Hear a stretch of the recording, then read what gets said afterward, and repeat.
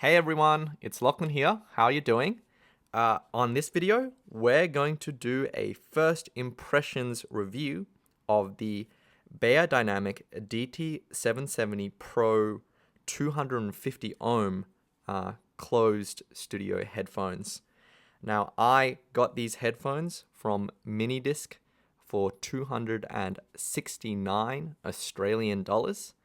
And I actually have had a few chances to demo this headphone before I bought it. So I've listened for a few days, but before buying it, I actually had about 3 or 4 sessions to have a listen to it.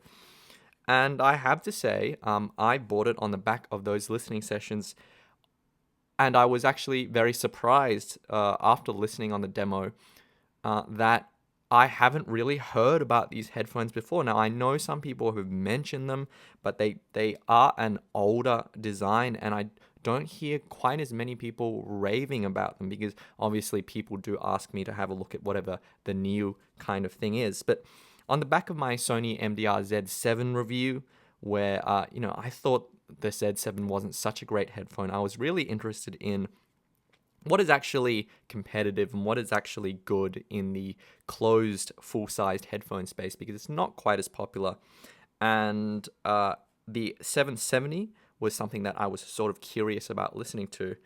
And I was obviously curious. I was obviously pleased enough with the sound to buy the headphone. So let's just start with pointing out a rare bit of truth in marketing, because on the box for the 770 Pro, the 250 ohm version made in Germany, which is kind of cool, it says that they have an analytical sound, they're extremely robust, and all the parts are replaceable. And I would think that those three things are more or less true. Well, the bottom two are definitely true about the DT770, because the 770 is clearly a well-built professional kind of product. Now, just like the Sennheiser HD25 and a lot of other professional products, it's not fancy, it's not a premium feeling headphone. We do still have plastic ear cups. It's not going to excite anyone who's after like sort of a luxury car experience. It's just practical, no frills kind of design. So we have Beyerdynamic's classic sort of construction here with the yoke and the adjustable headband, but everything feels just really robust. A real thought has been given to everything in terms of replacement. So for instance, you can replace the headband and it just has buttons on it that let you do that. It really does seem like a headphone that has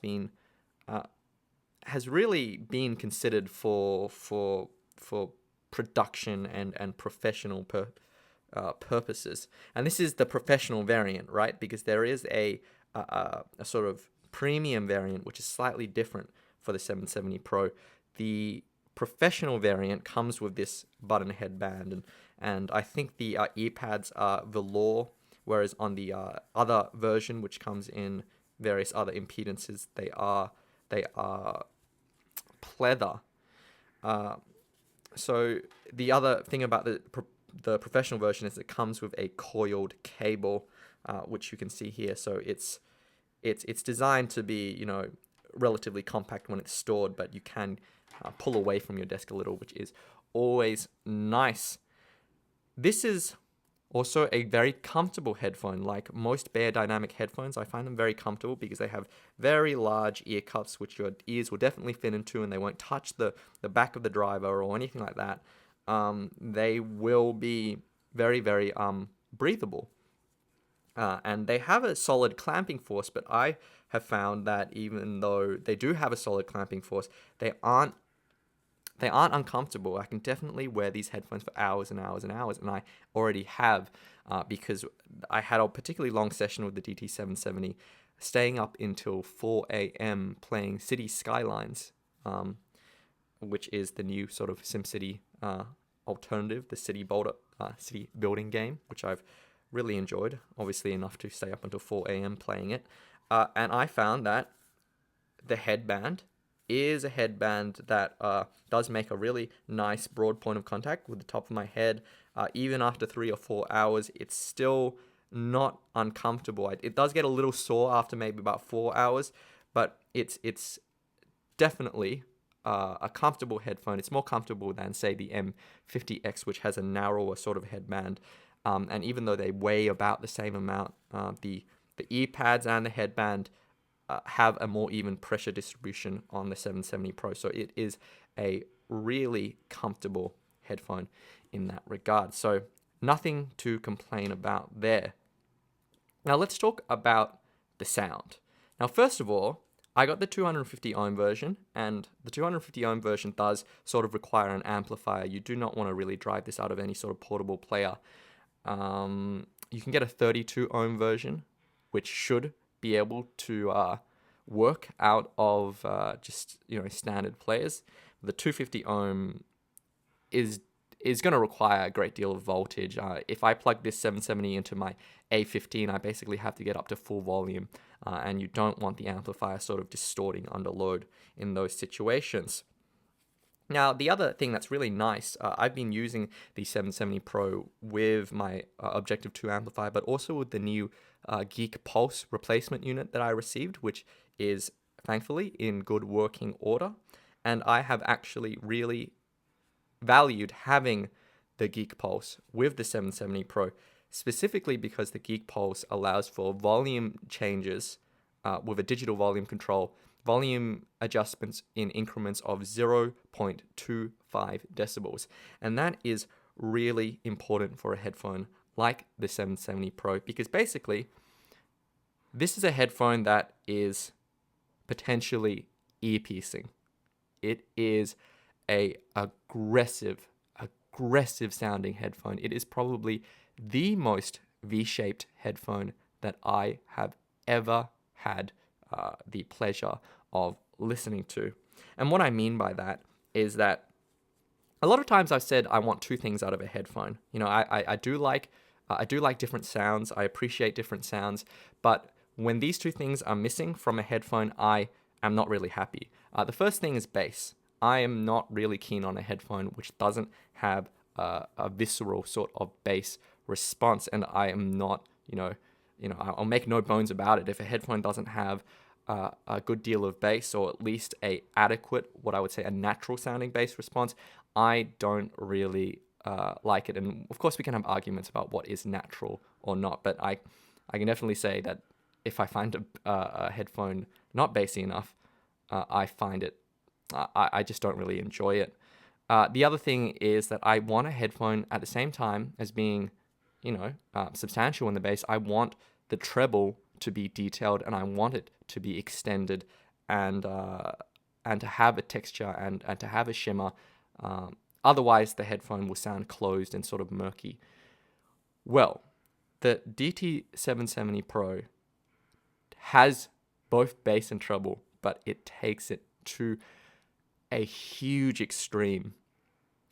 And it's really quite interesting because it's a bassy headphone, but it doesn't sound thick because of that piercing treble. In fact, it sounds quite thin overall as a headphone.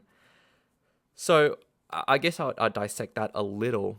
The 770, as they actually point out on the box, is a bass reflex design. And what a bass reflex is that if you've ever seen a speaker where they have the woofer and then they have a secondary, like just a port, it's not a driver, it's just a hole, that is the reflex port, and it's designed so the back wave reflection from the driver as the driver moves, the movement from the air in the cabinet actually also comes out of the reflex port, and that is designed to reinforce the bass frequencies. But as you can imagine, if the reflex and the driver aren't aligned in a way, you end up with a bass response that isn't quite as tight.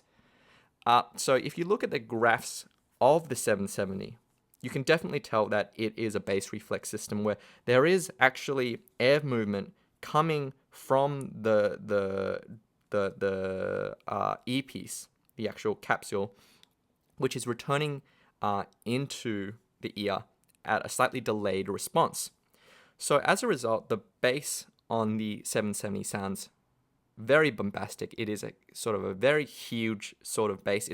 People would compare it to the M50X. I would say it's actually slightly more bass heavy than the M50X, just in the lower sort of frequencies. It's not the cleanest bass because of that bass reflex system. It's not anything like a planar magnetic where the driver moves and that's it. Like, this is definitely something that you can hear the closed nature of this headphone. So it sounds a bit woolly at times. But the whole headphone doesn't sound congested because the treble is also extremely forward. Across the entire range of treble frequencies, the 770 is I would describe it as a potentially ear-piercing headphone. And it's not even necessarily just in terms of sibilance, because I know that that's where most people experience that sort of discomfort with high-frequency treble, with S sibilance kind of notes.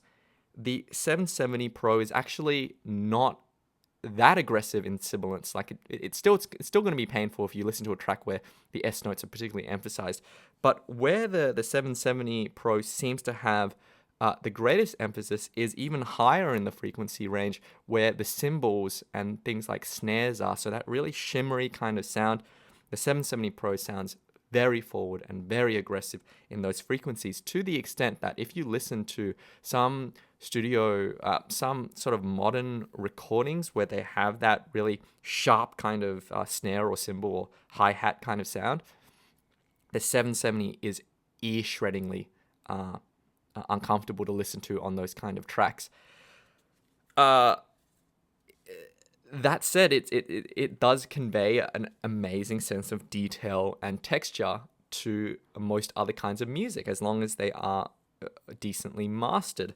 Now, between the treble and the bass, the mids are quite recessed on the 770. This is not an emotional sounding headphone. It's not going to convey a great deal of warmth in a singer's voice, even if it's a male or a female singer. It doesn't really have its heart, I would say, in the mids.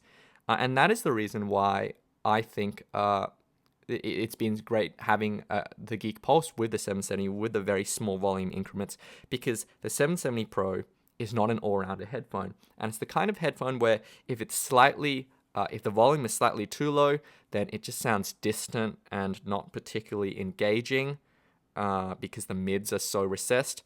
If the volume is too high, the headphone sounds ear-piercing because the treble was too forward. So you have to be able to, like, what I've really appreciated about having very small volume increments is that you can find the exact right level for the 770. And when it's at the right level, it is a very insightful, a very detailed and exciting listen. So, as suggested by Beyerdynamic, it does have an analytical sound. Now, it's not something that I would do a final sort of, I wouldn't use this as a reference for how something should sound in the final master. When I listen to vocals and that kind of thing on the 770, they just end up sounding very thin. And unless you are very well aware of how the 770 sounds, I wouldn't rely on it to do a sort of final EQ. But the 770 is a headphone that throws huge amounts of detail, both in the bass and the treble, at your ears, and it's gonna let you hear any sort of discrepancies or problems with the recording, and that might be the reason why it is regarded by this musician here, who I'm not familiar with, or that producer maybe, the best mixing and tracking headphones that I've ever heard. Now again, if I wanted to do a final sort of master of something, I would probably listen to something like the AKG K712 or the K612 to get that reference level. But because this is a closed headphone that's going to isolate some noise and you can wear it for hours and hours, I think it is quite appropriate for periods of critical listening. It is definitely a critical listening kind of headphone. It's not something that you can relax into. It's not something that you necessarily want to listen to at the end of a long day, but it is something that's very insightful, very analytical, and I would say fun. It's a fun headphone, and the reason why I got it was because I don't really have anything like it in my collection. It's sort of the diametric opposite of the MDR Z7, and so I think it's always good to have several different reference points. Now, I'm just going to end by just comparing it to the DT990 and the DT880, which I also was demoing at Minidisc. The DT880 I owned at some point. The DT880 I would actually say is more, it's much more balanced than the DT770. The treble isn't quite as forward, though it is sort of similar with the DT770, and the bass is definitely more subdued. So overall, I would say that's the more even sort of balanced sounding headphone. And if you want to sort of compromise just a little, you'd get the DT880. The DT880 is also the headphone that most people are going to find agreeable. It even is still a little forward in the treble compared to the other headphones that are out there. The DT990 is more extreme in a different way. The treble is just as aggressive as it is on the 770, but the DT990 doesn't have quite as much bass, so it ends up sounding very harsh. I still thought it sounded like a great headphone, but it sounds a bit unnatural, I would say, compared to the 770. So it really depends on your given definition of what you think sounds natural or not. 770 is definitely an aggressive headphone. I wasn't even sure that I was going to like it based on first impressions, but having listened to it for a few days, and well, these are first impressions, but I feel very kind of positively about this headphone, and I can see why it is quite popular. But anyway, I'm looking forward to your comments. If you do own a 770, let me know, because I'm curious about people's long-term impressions with this headphone. You can also talk to me on Facebook at facebook.com/LachlanLikesAthing, or on Twitter at LachLikesAthing. Thanks to all my regular subscribers, and happy listening.